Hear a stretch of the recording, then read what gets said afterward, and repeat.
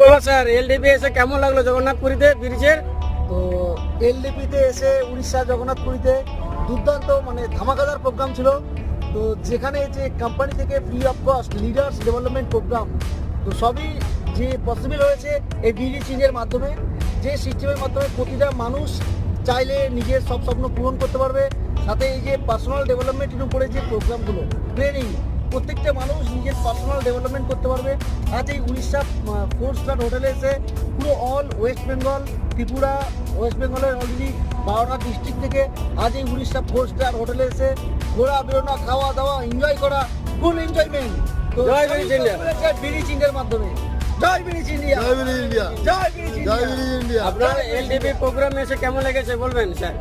আমাকে হ্যাঁ। আমাকে তো দুর্দান্ত লেগেছে যে এমন একটা প্ল্যাটফর্ম সত্যিভাবে মানে প্রশংসা করে